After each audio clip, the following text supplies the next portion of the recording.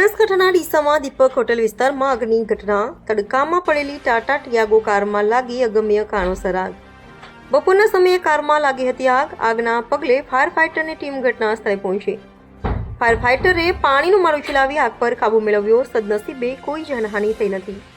Bureau chief Hargovan Chauhan, Gujarat crime news, Banaskantha.